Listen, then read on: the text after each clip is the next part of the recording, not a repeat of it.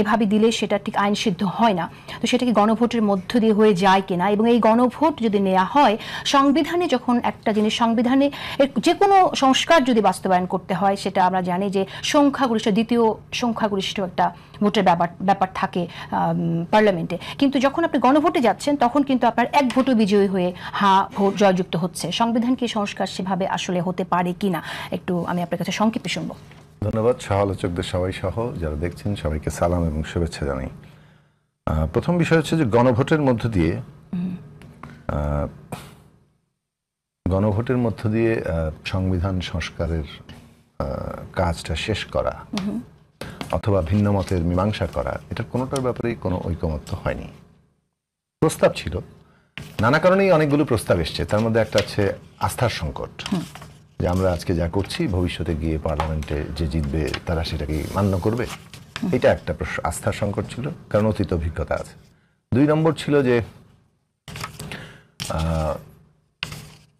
একটা জায়গা যে জুলাই অভ্যুত্থান কি ছিল, বিপ্লব না অভ্যুত্থান, এটা আরো স্পেসিফিক্যালি করলে যে সংবিধানের অবস্থান কি হবে, মানে সংবিধান কি স্থগিত থাকবে না সংবিধানের অধীনে আমরা আছি, এই নিয়ে যে একটা কনফিউশন, সেটা থেকে এসছে।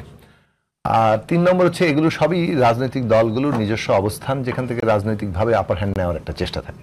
মানে আমি রাজনৈতিকভাবে কতটা এগিয়ে গেলাম, আমি কতটা প্রাধান্য বিস্তার করতে পারলাম, এর মধ্যে দিয়ে জনমতকে আমার পক্ষে কতটা আনতে পারলাম, সেগুলো তো অন্তর্লীনভাবে থাকে। ওইটাই মূল বিষয় হিসেবে অনেক সময় কাজ করে যায়, যে কারণে আমাদের দলের দিক থেকে এটা আবার একটু পুনরায় উল্লেখ করে রাখা দরকার। আপনি বহুবার শুনেছেন, যতবার, অন্তত 5ই আগস্টের পর থেকে, যখন যে আমরা বলেছি যে প্রতিযোগিতা থাকবে, দলগুলো সবাই নিজেকে এগিয়ে নিয়ে যাওয়ার চেষ্টা করবে, কিন্তু সেটা যাতে ন্যূনতম জাতীয় ঐক্যমতকে অতিক্রম করে না যায়। তাকে ছাপিয়ে গেলে যে সমস্যাটা হবে, আমরা দ্বন্দ্ব বিরোধে জড়িয়ে পড়বো এবং এর সুযোগটা একদিকে যেমন পতিত ফ্যাসিস্টরা নিবে, অন্যদিকে হচ্ছে যে আমরা এই উত্তরণ পর্বটা ঠিকঠাক মতো পাড়ি দিতে পারবো না। এখন আমরা ন্যূনতম ঐক্যমতের জায়গা খোঁজার চেষ্টা করেছি। আমাদের পজিশন যাই থাকুক, আমাদের পজিশনটা আমরা মনে করেছি যে হয় কনভিন্স করার চেষ্টা করব, ফেল করলে ঐকমত্যের জায়গা খোঁজার চেষ্টা করব, কিন্তু কোনো কিছু চাপিয়ে দেওয়া যাবে না, কারণ এখানে ডিটারমিনিং কোনো পার্টি নাই, যে আমরা যা বলবো তাই হচ্ছে। এখানে কি চাপিয়ে দেওয়ার মতো কোনো বিষয় হচ্ছে কিনা, আমরা তো অনেক অভিযোগ আমি দেখছি। আমরা মনে করি যে এখানে যে ঐকমত্য হয়েছিল যে গণভোটটা হবে, একটা প্রশ্ন ছিল আইনি ভিত্তি। সেটা আসলে আইনি ভিত্তি তো আগেভাগে দেওয়ার সুযোগ নাই, আইনি বাধ্যবাধকতা তৈরি করা যায়, অর্থাৎ জনগণ এটাকে অনুমোদন করছে, আগামী পার্লামেন্টের উপরে এটা বাধ্যবাধকতা হিসেবে জারি হচ্ছে যে তারা এই জুলাই জাতীয় সনদ বাস্তবায়ন করতে বাধ্য।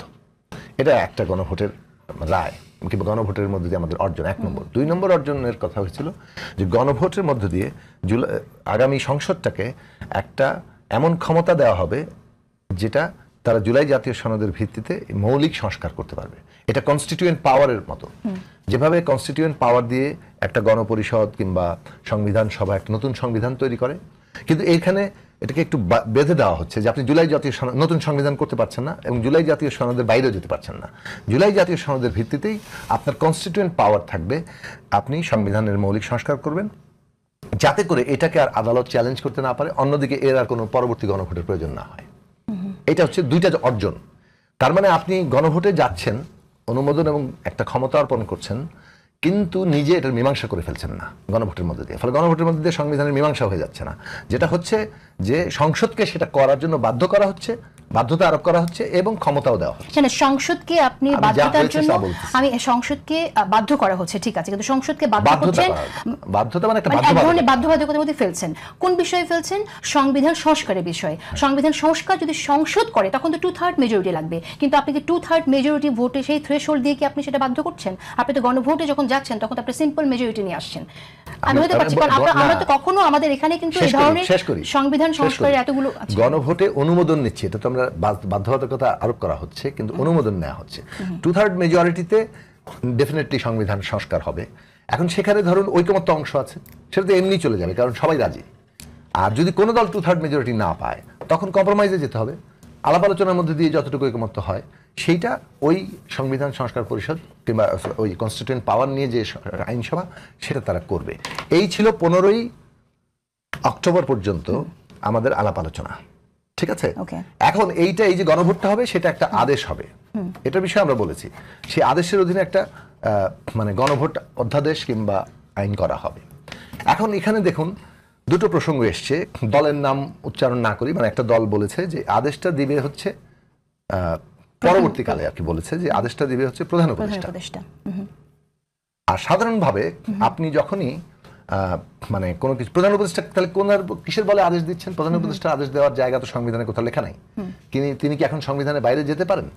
জুলাই গণঅভ্যুত্থানের ভিত্তিতে তিনি যদি একটা আদেশ জারি করেন, তাহলে যেটা হয় কার্যত সংবিধানকে ছাপিয়ে যাওয়া হয় এবং সংবিধানকে আপনি বাইপাস করেন। সেই বাইপাস করার বিষয়টা আসলে আইনসম্মত হয় কিনা এবং সংবিধানকে এখন আপনি আসলে বাইপাস করতে পারেন কিনা, সেইটা একটা বড় তর্কের জায়গা হিসেবে ছিল। এক, আমরা যে কারণে সমাধান, আমি একটু শেষ করে নিই, যেহেতু আমি মতামত শুনেন পরে কমিয়ে দিয়েন, কারণ হচ্ছে আমরা ছিলাম যেহেতু কনসিস্টেন্টলি, সেই কারণে বলছি। সেটা হচ্ছে যে আমাদের দিক থেকে এটা ছিল যে এই সরকার বিশেষ সরকার, আবার এই সরকার সংবিধানকে সাথে নিয়ে চলেছে 106-এর মধ্যে দিয়ে। কাজেই এর একটা দ্বৈত চরিত্র আছে, বিশেষ অবস্থায় তৈরি, আবার সংবিধানের সাথে। ফলে তার যাই সে জারি করবে, এখন সরকার যা কিছু জারি করবে, এটা আসলে এসেন্সের দিক থেকে হচ্ছে অর্ডিন্যান্স। কারণ আপনি পার্লামেন্ট থাকলে আইন করেন, পার্লামেন্ট না থাকলে অর্ডিন্যান্স জারি হয়। এবং যে কোনো অর্ডিন্যান্স জারি করেন, অলরেডি 58টা অর্ডিন্যান্স জারি করছে এই সরকার, সবই কিন্তু রাষ্ট্রপতির নামে গেছে। ইংল্যান্ডে গেলে কিং এর নামে অথবা কুইনের নামে যাবে, এটা হচ্ছে রাষ্ট্রের একদম প্রতীক থাকে, তার নামে যাওয়া। ফলে ব্যক্তি বিশেষ এখানে ইম্পর্টেন্ট না, ইম্পর্টেন্ট হচ্ছে নামে। 58টা তো অধ্যাদেশ হয়ে গেছে। এবং আরো যে 84টার মধ্যে যেগুলো সংবিধান সংশ্লিষ্ট নয়, সেগুলো কিন্তু আগেই অধ্যাদেশ হয়ে যাবে এবং সেগুলো ওই রাষ্ট্রপতির নামেই যাবে। সংবিধান প্রশ্নে এখন বলে যে অধ্যাদেশ তো সংবিধান বদলাতে পারে না। আমরা তো সংবিধান বদলাচ্ছি না, অধ্যাদেশ করা হচ্ছে একটা গণভোটের জন্য, যে গণভোট সংসদকে এম্পাওয়ার করছে। এইটুকু জায়গা পরবর্তীকালে র্যাটিফাইড হবে সংসদে। এখন বিপ্লব করলেও আপনি প্রথমে ডিক্রি জারি করেন, সংবিধান স্থগিত করেন, নতুন সংবিধানে খসড়া করেন, দেন গণভোটে যান, কিন্তু আপনি একটা পার্লামেন্ট তৈরি করতে হয়, পার্লামেন্টে এভরিথিং র্যাটিফাই করতে হয়। গণভোট দিয়ে কোনো দেশে সংবিধান পূর্ণ হয়। আপনি করবেন অ্যাডভোকেট রুহুল কুদ্দুস কাজল, আমি আপনার মন্তব্য শুনতে চাই। আপনি যে গণভোটের ঐকমত্য হয়নি, এবং কথা ছিল যে গণভোটে হ্যাঁ ভোটটা দেওয়া হবে কিসে, প্যাকেজকে। ঐকমত্য, ভিন্ন মতের নোট অফ ডিসেনশন নোট লেখা আছে, যে দল সংখ্যাগরিষ্ঠতা পাবে অথবা ম্যান্ডেট পাবে তাদের প্রস্তাব যাবে। তার মানে হচ্ছে আপনি পুরোটাকে হ্যাঁ অথবা না বলছেন। আপনি এখন হঠাৎ করে এসে জুলাই সনদের লেখা আছে নোট, ওইটা নাই করে দিয়ে একটা প্রস্তাব দিলেন, তার মানে তো আপনি আসলে ইম্পোজ করছেন একদিকে, অন্যদিকে